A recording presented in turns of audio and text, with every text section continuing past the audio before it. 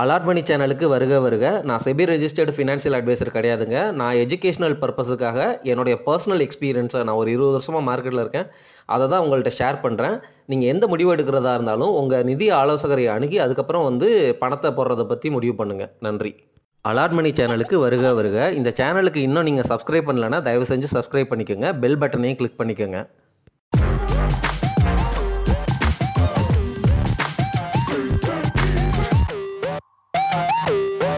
அனைவருக்கும் வணக்கம்.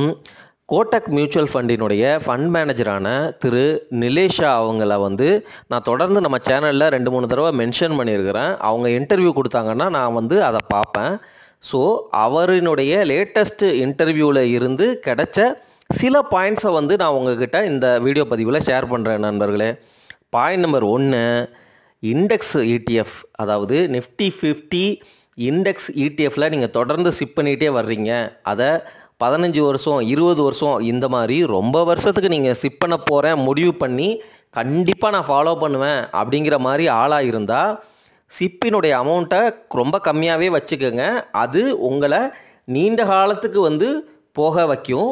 அதே சமயம் நிறையா சிப்பு போட்டாலும் என்னால் நான் 20 வருஷத்துக்கு நான் கண்டிப்பாக பண்ணுவேன் அப்படிங்கிற உறுதியோடையும் திடத்தோடையும் நீங்கள் இருக்கிறீங்க அப்படின்னா வெல் அண்ட் குட், சூப்பர், அதை கண்டினியூ பண்ணுங்கள். ஏன் அப்படின்னா இண்டெக்ஸ் இடிஎஃபினுடைய ரிட்டர்ன் மியூச்சுவல் ஃபண்டினுடைய ரிட்டர்னை விட லாங் ரன்னில் கண்டிப்பாக நல்லா இருக்கும் அப்படிங்கிறது தான் எல்லாரும் சொன்ன ஃபேக்ட்டு. நீங்கள் 5 வருஷம் தான் போட போகிறேன், 3 வருஷம் தான் போட போகிறேன், அல்லது 7 வருஷம் தான் போட போகிறேன் அப்படிங்கிற மாதிரி பார்த்தீங்க அப்படின்னா சில ஃபண்ட்ஸ் இண்டெக்ஸை பீட் பண்ணி ரிட்டர்ன் கொடுத்துருக்கும். ஆனால் அதே ஃபண்டு வேறு 5 வருஷம் 7 வருஷம் பீரியடில் பார்த்தீங்க அப்படின்னா ரிட்டர்ன் அதே ஃபண்டு வந்திருக்குமா அப்படிங்கிறது மிகப்பெரிய கேள்விக்குறி. ஸோ உங்களுடைய இன்வெஸ்ட்மெண்ட் ஸ்ட்ராட்டஜி ரொம்ப லாங் டேர்முக்கு தான். ஆனால் எனக்கு ஆப்டிமல் ரிட்டர்ன் வந்தால் போதும், எனக்கு இண்டிவிஜுவலாக ஸ்டாக் செலக்ட் பண்ண தெரியாது அப்படின்னா லாங் ரன்னில் இண்டெக்ஸ் இடிஎஃப் தான் மியூச்சுவல் ஃபண்டை விட ரிட்டர்ன் அதிகமாக கொடுக்கும். ஏன்னா மியூச்சுவல் ஃபண்டில் எக்ஸ்பென்ஸ் ரேஷியோ ஜாஸ்தி. இண்டெக்ஸில் ஒரு வருஷத்துக்கு கிட்டத்தட்ட 1% அல்லது 3/4% நீங்கள் சேவ் பண்ணாலும் 15 வருஷத்துக்கு 3/4%ன்னு நீங்கள் போடுங்க. அப்போ எவ்வளோ பர்சன்டேஜ் நீங்கள் சேவ் பண்ணுறீங்க, அதை காம்பவுண்டட் ஆனுவல் க்ரோத் ரேட்டில் போட்டிங்கன்னா இன்னும் அதிகமாக தான் வரும். இப்படிங்கிறது மொதல் பாயிண்ட்டு. நம்மளுடைய மார்க்கெட்டு கொரோனாவுக்கு அப்புறம் ரிட்டர்னை அள்ளி கொடுத்துருச்சு. 20%க்கு மேலே ரிட்டர்ன்லாம் தாராளமாக கொடுத்துருச்சு. ஏன்னா பென்டப் டிமாண்டு, அதாவது நம்மளுடைய எக்கானமி பயங்கரமாக க்ரோத் ஆச்சு. ஏன்னா பேஸ் எஃபெக்ட், அதாவது கொரோனா டைமில் நம்ம நெகட்டிவ் க்ரோத்தில் போனோம். அங்கேருந்து உங்களுக்கு க்ரோத்து கொஞ்சம் மேலே போனாலே பாசிட்டிவாக வந்துடும். புரியுதுங்களா? 2% க்ரோத் இருந்தாலும் நீங்கள் நெகட்டிவ் -6லேருந்து 2 அப்படிங்கிறது கிட்டத்தட்ட 8% க்ரோத்து அந்த மாதிரி இருக்கும். ப்ளஸ் உங்களுக்கே தெரியும், நம்ம எல்லாமே வீட்டுக்குள்ளே அடைஞ்சு கிடந்தோம். ஆப்வியஸாக எக்கனாமிக் ஆக்டிவிட்டி பயங்கரமாக பூமாக ஆரம்பிச்சிருச்சு. அடைச்சி வச்சதுனால எல்லோரும் பறக்க ஆரம்பிச்சிட்டோம். அதனால் ஒரு புல் ஃபேஸ் ஸ்டார்ட் ஆயிடுச்சு. அதுக்கப்புறம் நம்மளுடைய இந்தியன் எக்கானமிலையும் 8% 9% இந்த மாதிரிலாம் க்ரோத் வர ஆரம்பிச்சிருச்சு. இந்த மாதிரி ஜிடிபி நம்பர்ஸ் வந்துச்சு அப்படின்னா உங்களுக்கு ரிட்டர்ன் இன்னும் ஜாஸ்தியாக இருக்கும். எப்பெல்லாம் நம்மளுடைய ஜிடிபி 8%, 8%க்கு மேலே தொடுதோ அப்போல்லாம் ஸ்மால் கேப்பும் மிட் கேப்பும் சூப்பராக பண்ணுவாங்க அப்படிங்கிற மாதிரி நான் முன்னாடியே சொல்லியிருக்கிறேன். ஸோ எக்கானமி க்ரோத்து அதனோட சேர்த்து இன்ஃப்ளேஷன், இப்போது இன்ஃப்ளேஷன் 7% இருக்குது, நம்ம ஜிடிபி 8% அப்படின்னா நிஃப்டி 50யே ரொம்ப ஈஸியாக 10 to 15%, 10 to 15%லாம் இல்லை, 8 + 7 அப்படின்னு சேர்த்திங்க அப்படின்னா 15% உங்களுக்கு ஈஸியாகவே நிஃப்டி 15 ரிட்டர்ன் கொடுத்துரும். அதுதான் நாமினல் ஜிடிபி அப்படின்னு சொல்கிறோம். அந்த மாதிரி ஃபேஸு இந்த கொரோனாவுக்கு அப்புறம் 2 தடவை இருந்துச்சு. 8%க்கு மேலே 2 வருஷம் நமக்கு நல்ல க்ரோத் இருந்துச்சு. அதனால் மார்க்கெட் பயங்கரமாக மேலே போச்சு. ஆனால் இந்த வருஷம் வெறும் 6%, 6.5%, வரப்போகிற வருஷமும் 6.5% அப்படிங்கிறப்போ இன்ஃப்ளேஷன் 2.5%, 3%ன்னு குறைஞ்சி போச்சு.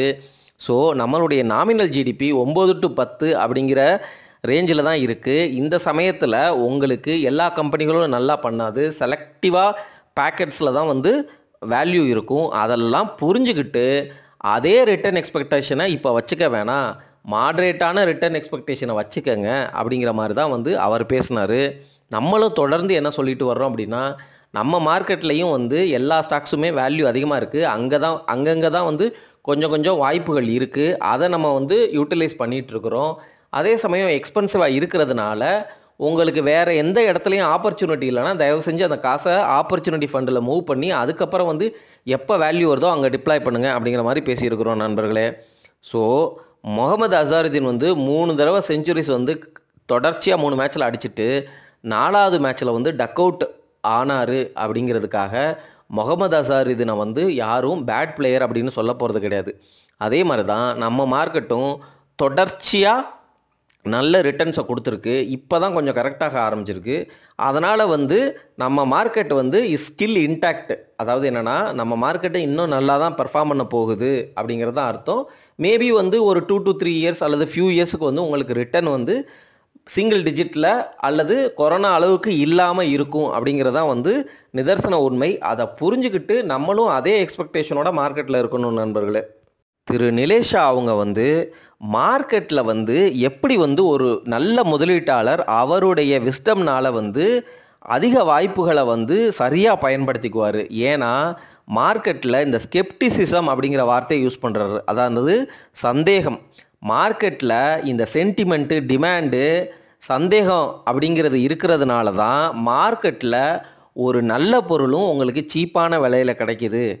அந்த சீப்பான விலையில் கிடைக்கும் பொழுது ஒரு நல்ல இன்வெஸ்டர் அந்த பாலை வந்து ஒரு சூப்பரான ஈஸியான பாலாக நினச்சி 6 அடிக்கணும், 6 அடிக்க ட்ரை பண்ணணும்.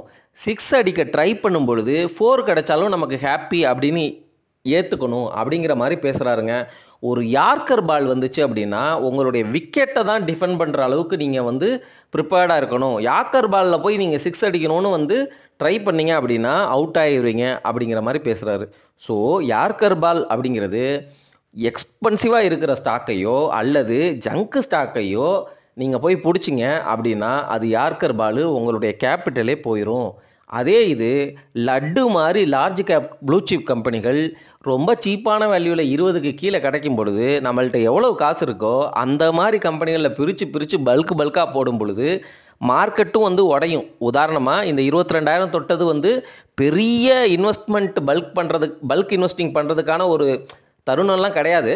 பட் இருந்தாலும் வந்து கண்டிப்பாக ஒரு அளவுக்கு வந்து பல்க் இன்வெஸ்டிங் பண்ணுற ஒரு ஸ்டேஜ் தான் அது அப்படிங்கிறத உணர்ந்து நல்ல வேல்யூவேஷனில் உள்ள சீப்பான வேல்யூவேஷனில் சேலில் கிடைக்கிது அப்படின்னு சொல்லிட்டு அந்த இடத்துல நீங்கள் 6 அடிச்சிருக்கணும் அப்படிங்கிறதான் அவர் சொல்ல வர்ற பாயிண்ட்டுங்க. நம்ம இந்தியாவிலேயே ஒரு பெரிய ட்ரக்குக்கான பேட்டரியை 15 நிமிஷத்தில் சார்ஜ் பண்ணிடலாம் அப்படின்னு ஒரு ஸ்டார்ட் அப் வந்து அனௌன்ஸ் பண்ணி நியூஸை வெளியிடுறாங்க. அந்த நியூஸ் வந்து பாப்புலர் ஆகலை. ஆனால் சைனாவினுடைய கம்பெனியான BYD அப்படிங்கிற அந்த கார் கம்பெனி காருக்கான பேட்டரியை 5 நிமிஷத்தில் சார்ஜ் பண்ணுறாங்க. நம்ம ட்ரக்குக்கான பேட்டரியவே 15 நிமிஷத்தில் சார்ஜ் பண்ணுறோம். எந்த நியூஸ் வந்து உலகம் ஃபுல்லாக வந்து வைரலாக பரவிட்டுருக்கு அல்லது ஸ்டாக் மார்க்கெட்டில் இருக்கிற இன்வெஸ்டர்ஸ்க்கு எந்த நியூஸ் வந்து நல்லா தெரியும் அப்படின்னா இந்த BYD 5 நிமிஷம் சார்ஜ் பண்ணுற நியூஸ் தான் வந்து வைரலாக தெரியும். ஒரு நல்ல ஞானமுள்ள விஸ்டமுள்ள இன்வெஸ்டர் வந்து இந்த மாதிரி ட்ரக் நியூஸ் இருக்குது பார்த்தீங்களா, இந்தியாவிலே இருக்கிறதுனால எந்த கம்பெனி அதில் எப்படி இன்வெஸ்ட் பண்ணுறது அப்படிங்கிற மாதிரி தேடி போவார். இதுதான் வந்து மார்க்கெட்டில் தொடர்ந்து நடந்துக்கிட்டே இருக்கும். மார்க்கெட் எல்லாமே வந்து ஒரு விஷயத்தை பிடிச்சிக்குவாங்க அல்லது பல நல்ல விஷயங்களை வந்து உற்றுவாங்க, சந்தேகப்படுவாங்க. இந்த மாதிரி இருக்கிறதுனால தான் நமக்கு வாய்ப்புகள் வந்து வருது அப்படிங்கிறத வந்து அவர் சொல்கிறாருங்க. இதை தான் நான் முன்னாடியே பேசினேன். அதே சமயம் வந்து ஜிடிபி இன் டாலர் டேர்ம்ஸ் நம்மளுடைய இந்தியாவினுடைய ஜிடிபி கடந்த 10 வருஷத்தில் அதுவும் டாலரினுடைய மதிப்பில் இந்தியன் கரன்சியில் இல்லை, இப்போ நம்ம வந்து $5 ட்ரில்லியன் எக்கானமி அப்படி நோக்கி போகிறோம்ல, நம்ம தான் வந்து நம்பர் 1 கண்ட்ரியாக இருக்கிறோம். இந்த மாதிரி வந்து டாலர் டேர்ம்ஸில் 10 வருஷத்தில் நம்மளுடைய எக்கானமியை வந்து டபுள் பண்ணுதுங்க. அதனால் வந்து நம்மளுடைய எக்கானமி வந்து ரொம்ப சூப்பராக இருக்குது அப்படிங்கிறது தான் வந்து அவர் சொல்ல வர்ற பாயிண்ட்டு. நம்ம 10வது லார்ஜஸ்ட் எக்கானமியாக இருந்து 4th லார்ஜஸ்ட் எக்கானமியாக மாறிட்டோம். இன்னும் வந்து 3வது இடம் 2வது இடத்துக்கு போவோம். $4 ட்ரில்லியன் இருந்து $10 ட்ரில்லியன் ஆகும், $20 ட்ரில்லியன் ஆகும் நம்ம மாறப்போகிறோம். அதனால் இன்னமும் வந்து நமக்கு மிகப்பெரிய பொட்டன்ஷியல் இருக்குது.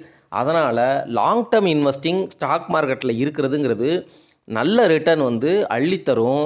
நம்ம இப்போ போடுற இன்வெஸ்ட்மெண்ட்டுங்கிறது நல்ல குவாலிட்டியான இடத்துல நம்ம போட்டுட்டோம் அப்படின்னா, அதை மறந்து விட்டுட்டோம் அப்படின்னா நமக்கு வயசான காலத்தில் நம்மளுடைய கிராண்ட் சில்ட்ரன்லாம் வந்து நம்மக்கிட்ட கேட்கும் பொழுது இந்த மாதிரி நம்மளுடைய எக்கானமி இவ்வளோ தூரம் க்ரோ ஆச்சே, நீ என்ன பண்ணிகிட்டு இருந்த அப்படின்னு நம்மளை கேட்பாங்களாம். அந்த சமயத்தில் நான் ட்ரேட் பண்ணிகிட்டு இருந்தேன், 10 ரூபாய்க்கு வாங்கி 15 ரூபாய்க்கு விற்றுக்கிட்டு இருந்தேன் அப்படின்னு நீங்கள் பேசுகிற நபராக இருந்தால் நீங்கள் இன்னமும் வந்து மிடில் கிளாஸ் லைஃப்பை தான் அப்போவும் லீட் பண்ணிகிட்டு இருப்பீங்க. இந்த மாதிரி க்ரோத் ஸ்டோரி இருக்குது அப்படின்னு தெரியும் பொழுது நல்ல ஸ்டாக்கை பிடிச்சிட்டு ஒரு லாங் டேர்ம் இன்வெஸ்டர் பொறுமையாக உட்காந்துருப்பார். அவர் வந்து அந்த க்ரோத் ஸ்டோரியில் பார்ட்டிசிபேட் பண்ணி மிகப்பெரிய வெல்த்தை க்ரியேட் பண்ணியிருப்பார். யாரெல்லாம் ட்ரேடிங், இந்த மொமெண்டம் இன்வெஸ்டிங், இந்த ஸ்பெக்குலேஷனை நோக்கி போகிறாங்களோ அவங்க எல்லாமே வந்து நஷ்டம்தான் அடைவாங்க. நம்மளுடைய ஸ்டாக் மார்க்கெட்டில் ரிட்டர்ன் வந்து எல்லா அசட் கிளாஸையும் பீட் பண்ணி கொடுக்கக்கூடிய ரிட்டர்ன் வந்து இன்னமும் வந்து இருக்கிறதா அவர் சொல்கிறாரு. ரியல் எஸ்டேட்டு, கோல்டு, டெப்டை, பாண்டை விட நம்மளுடைய ஸ்டாக் மார்க்கெட் வந்து லாங் ரன்னில் நல்லா ரிட்டர்ன் கொடுக்கும். அந்த நல்ல ரிட்டர்னுங்கிறது வந்து இன்ஃப்ளேஷனை பீட் பண்ணி தான் கொடுக்கும் அப்படிங்கிறதான் பாயிண்ட்டு. 3% இன்ஃப்ளேஷன் இருக்குன்னா ஸ்டாக் மார்க்கெட் உங்களுக்கு 5% ரிட்டர்ன் கொடுக்குதுன்னா 2% இன்ட்ரெஸ்ட் வந்து ஜாஸ்தியாக கொடுக்குது நண்பர்களே. நீங்கள் எஃப்டியில் போய் பார்த்தீங்கன்னா 3% இன்ஃப்ளேஷன் இருக்கிறப்போ 4.5% தான் கிடைக்கும். எப்பொழுதுமே வந்து அந்த மாதிரி தான் நடக்கும். ஒரு உதாரணத்துக்கு சொல்கிறேன், 2.5% இன்ஃப்ளேஷன் இருக்கும் பொழுது உங்களுக்கு 10% வந்து லாபம், அதாவது growth வந்து நிஃப்டியில் கிடச்சிச்சு அப்படின்னா 4 மடங்கு 4x டைம்ஸ் ஆஃப் இன்ஃப்ளேஷன் வந்து உங்களுக்கு ஸ்டாக் மார்க்கெட்டில் கிடைக்கிது அப்படிங்கிறத புரிஞ்சுக்கோங்க. நம்மளுடைய எக்கானமி டெவலப்பிங் எக்கானமிலேருந்து டெவலப்டாக மாறப்போகுது. நம்மளுடைய இளைஞர்கள்லாம் பயங்கரமாக உழைக்கிறாங்க, இன்டெலிஜென்ட்டாகவும் இருக்கிறாங்க.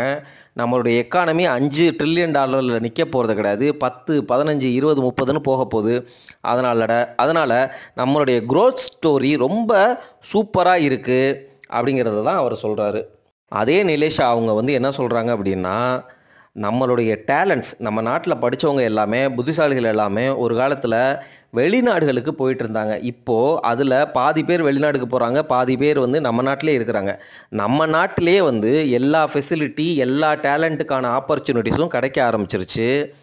நம்ம நாட்டில் நீங்கள் ஒரு நல்ல ஐடியா வச்சுருக்கிறீங்க அப்படின்னா கண்டிப்பாக காசு வந்து நீங்கள் திரட்டிடலாம். காசை போடுறதுக்குன்னு வந்து நிறையா இன்வெஸ்டர்ஸ் ரெடியாக இருக்கிறாங்க. உங்களுக்கு நல்ல ஐடியா இருக்கிற பட்சத்தில் நம்ம நாட்டிலையும் வந்து சிட்டிக்குள்ளேயும் சரி, சிட்டிக்கு வெளியிலையும் சரி, இன்ஃப்ராஸ்ட்ரக்சர், உங்களுக்கு மொபைல் கம்யூனிகேஷனாக இருக்கட்டும், ஏர்போர்ட்டாக இருக்கட்டும், பிரிட்ஜாக இருக்கட்டும், அல்லது நீங்கள் இன்ஃப்ராஸ்ட்ரக்சரில் என்னென்னலாம் வருமோ அது எல்லாமே கடந்த 10 வருஷத்தில் டபுள் ஆகிருக்கு அப்படிங்கிறத அவர் சொல்கிறாரு. ஸோ நம்ம பயங்கரமாக க்ரோ ஆகிட்டுருக்குறோம் அப்படிங்கிறது தான் அவர் வைக்கிற பாயிண்ட் நண்பர்களே. அதே போல் இந்த மாதிரி சமயத்தில் நம்ம ஆர்பிஐ ரேட் கட் பண்ணுவாங்க அப்படின்னு நம்ம முன்னாடியே சொல்லிட்டோம். அது நிலேஷா அவங்க என்ன சொல்கிறாங்கன்னா, இன்னும் ஒரு 12 மாதம் டு 18 மாதம் நம்மளுடைய இன்ட்ரெஸ்ட் ரேட்டு லோவாக தான் இருக்கும். அதனால் இந்த டைமில் எங்கெல்லாம் லாங்கஸ்ட் மெச்சூரிட்டி உள்ள ஒரு ஃபண்டோ பாண்டோ கிடைக்குதோ, லாங்கஸ்ட் மெச்சூரிட்டியில் இன்ட்ரெஸ்ட் ரேட்டை உங்களால் லாக் பண்ண முடிஞ்சால் அங்கே லாக் பண்ணுறது தான் வந்து இந்த காலகட்டத்துக்கு ஒரு நல்ல இன்வெஸ்ட்மெண்ட்டாக அமையும். அதுக்காக ஈக்விட்டியை விட்டு வெளியில் போகணுங்கிறது கிடையாது. ஈக்விட்டியில் வந்து நீங்கள் ஒரு ஹார்ஸுக்குரிய ப்ரைஸில் வாங்குங்க. ஆனால் மார்க்கெட் சென்டிமெண்ட் டிமாண்ட் இருக்கும் பொழுது டாங்கி கூட வந்து ஹார்ஸை விட பயங்கரமாக ரன் ஆகிற மாதிரி உங்களுக்கு நிலைமை ஏற்படும். அதுதான் மொமெண்டம் ஸ்பெக்குலேஷன், மார்க்கெட் சென்டிமெண்ட் அப்படின்னு சொல்கிறது. அந்த இடத்துல உஷாராக நீங்கள் டாங்கி வச்சுருக்கிறீங்க அப்படின்னா அதை நல்ல விலையில் கொடுத்துட்டு ஹார்ஸுக்கு மாறிக்கணும் அப்படிங்கிறது தான் வாரன் பஃபட் சொன்ன அதே கோட்டு தான். ஒண்டர்ஃபுல் கம்பெனியை ஃபேர் ப்ரைஸில் பிடிங்க அப்படிங்கிற பாயிண்ட்டை தான் நான் திருப்பி சொல்கிறேன் நண்பர்களே. இதை தான் வலியுறுத்தியும் பேசுகிறேன். அதை தான் திரு நிலேஷா அவங்களும் வந்து சொல்கிறாங்க அப்படிங்கிறத உங்ககிட்ட கன்வே பண்ணுறேன். நம்மளுடைய கோல்டும் வந்து புல்லிஷாக இருக்கும் அப்படிங்கிற மாதிரி சொல்கிறாரு. கோல்டு புல்லிஷாக இருக்கும், ஸ்டாக் மார்க்கெட் நல்ல ரிட்டர்ன் கொடுக்கும். ரியல் எஸ்டேட்டை பொறுத்த வரைக்கும் என்ன தான் ரேராகிராலாம் வந்தாலும் நல்ல பில்டரை நோக்கி போக சொல்கிறாரு. இன்னமும் வந்து ரியல் எஸ்டேட்டில் ஏகப்பட்ட பிரச்சனை இருக்குது. நீங்கள் பில்டர்கிட்ட வந்து காசு கொடுத்தீங்க அப்படின்னா ஒரு சப்பார் பில்டராக இருந்தாருன்னா உங்களுக்கு இழுத்தடிப்பார், ப்ராஜெக்ட் சரியாக முடியாது, லிட்டிகேஷன் இஷ்யூலாம் வரலாம். So you have to be very very careful with real estate investment அப்படிங்கிறது தான் வந்து அவர் சொல்கிறாரு. அடுத்த முக்கியமான பாயிண்ட்டு, அவர் சொன்ன பாயிண்ட்டை நான் சொல்கிறேனே, நம்ம ரீட்டைல் இன்வெஸ்டர்ஸ் எல்லாத்துக்குமே நிறையா பேர்த்துக்கு வந்து இது ஒரு ப்ராக்டிக்கலான ஒரு விஷயம். என்ன அப்படின்னா, இங்கிலீஷ் நல்லா பேசுனா அவன் நாலேஜபிள் அப்படின்னு நினச்சிக்கிறோம். அது கிடையாது. நாலேஜ் வேறு, இங்கிலீஷுங்கிறது வேறு. இந்த தாட்டு புரியுதுங்களா? நம்ம சேனல்லே நம்ம பார்க்குறேனே க்ளீனாக ஒரு பர்சனை வந்து நீங்கள் தயவு செஞ்சு இண்டிவிஜுவலாக வந்து அவன் யார் என்ன அந்த க்யூரியாசிட்டிக்குள்ளே போகாதீங்க. ஒரு சேனல் நடத்துகிறோன்னா ஒரு இன்வெஸ்ட்மெண்ட்டுக்கு அப்படின்னு வர்றோம்.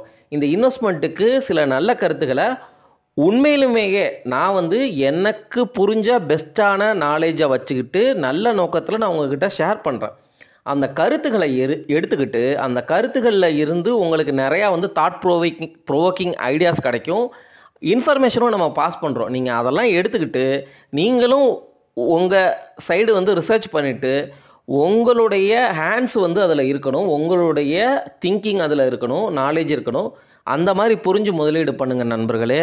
ஸோ இந்த மாதிரி சைட் ட்ராக்கெல்லாம் வந்து தவிர்த்துட்டு நம்ம ஃபோக்கஸ்டாக நாலேஜபிளாக மெச்சூர்டான இன்வெஸ்டராக மாறணும் அப்படிங்கிற மாதிரி தான் அவர் பேசுகிறாரு. அவருடைய வீடியோ வந்து ரொம்ப லென்த்தாக போகுது. நம்மளுடைய வீடியோவும் லென்த்தாக போகிறதுனால இத்தோடு வந்து நான் முடிச்சுக்கிறேன். இந்த வீடியோ பதிவில் அங்கங்கே ரொம்ப வளவலன்னு பேசினாலும் அவர் சொன்ன பாயிண்ட்டை வந்து நான் உங்கள்கிட்ட குயிக்காகவே சொல்லிட்டேன். என்ன அப்படிங்கிறத அடுத்து சம்மரைஸ் பண்ணி சொல்லிடுறேன். திரு நிலேஷா சொல்கிற பாயிண்ட்ஸில் சில பாயிண்ட்ஸை தான் நான் உங்ககிட்ட ஷேர் பண்ணுறேன். அதை குயிக்காக சம்மரைஸ் பண்ணிடுறேன். இண்டெக்ஸ் ETF இன்வெஸ்டிங் வந்து மியூச்சுவல் ஃபண்டு இன்வெஸ்டிங்கை விட லாங் ரன்னில் வந்து நல்ல ரிட்டர்னை ஆப்டிமலாக கொடுக்கும்.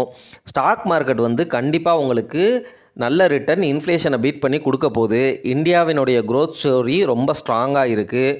நம்மளுடைய ஜிடிபி இந்த 10 வருஷத்தில் வந்து டாலர் டேர்ம்ஸில் வந்து 100% வந்து க்ரோத் கொடுத்துருக்கு. நம்ம தான் நம்பர் 1 கண்ட்ரி இந்த மாதிரி க்ரோத்தை கொடுத்து வளர்ந்தது அப்படிங்கிறது. நம்ம 10வது எக்கானமிலேருந்து 4வது எக்கானமியாக மாறிட்டோம். சூப்பர். இன்னும் வந்து 4 ட்ரில்லியன் 5 ட்ரில்லியன் வந்து 10 ட்ரில்லியன் ஆக போகுது, 20 ட்ரில்லியன் ஆக போகுது. அதே போல் நம்மளுடைய டேலண்ட் எல்லாமே நம்ம நாட்டிலே வந்து ஸ்டே பண்ண ஆரம்பிச்சிட்டாங்க. உங்களுக்கு இன்ஃப்ராஸ்ட்ரக்சர், டேலண்ட்டு ப்ளஸ் மணி உங்களுக்கு வேணும்னா வெஞ்சர் கேபிட்டலிஸ்ட், அதுக்கப்புறம் வந்து இந்த இன்வெஸ்டர்ஸ் எல்லாமே உங்களுக்கு தர ரெடியாக இருக்கிறாங்க. அதனால் வந்து அந்த காலம்லாம் போயிடுச்சு. ஸோ ரொம்ப பாசிட்டிவாக ஒளிமயமான எதிர்காலம் நம்ம இந்தியாவுக்கு இருக்குது அப்படிங்கிறது தான் வந்து அவர் சொன்னார். ஈக்விட்டி அசட் கிளாஸில் நம்ம கண்டிப்பாக இன்வெஸ்ட் பண்ணணும். அது லாங் டேர்ம் இன்வெஸ்டராக இருக்கணும், ஸ்பெக்குலேட்டராக மொமெண்டம் இன்வெஸ்டராக இருக்கக்கூடாது. அதே சமயம் ஆர்பிஐ ரேட் கட் பண்ணுறதுனால இன்னும் ஒரு 12 to 18 மாதத்துக்கு வந்து இன்ட்ரெஸ்ட் ரேட்டு வந்து ரொம்ப கம்மியாக இருக்கும். அதனால் வட்டி கிடைக்கிறது கஷ்டம். அதனால் லாங்கஸ்ட்டு மெச்சூரிட்டி, உதாரணமாக நான்லாம் கேட்டிங்க அப்படின்னா இந்த நிவேஷ் லக்ஸ் ஃபண்டுன்னு ஒன்று இருக்குது. அது 7.5% வந்து 2045 வரைக்கும் பாண்ட் வச்சுருக்குறாங்க. ICICI Prudential long term bond fund இருக்குது. ஸோ இந்த மாதிரி டெப்ட் ஃபண்டுகளை வந்து நான் கொஞ்சம் கண்ணு வைப்பேன் நண்பர்களே. இது ஆப்பர்ச்சுனிட்டி ஃபண்டு பில்டு பண்ணுறதுக்காகவோ அல்லது டெப்ட்டில் கொஞ்சம் அலோகேஷன் எடுத்துக்கிறதுக்காகவோ. கோல்டு வந்து இன்னமும் புல்லிஷாக தான் இருக்கும் அப்படிங்கிற மாதிரி பேசியிருக்கிறாரு.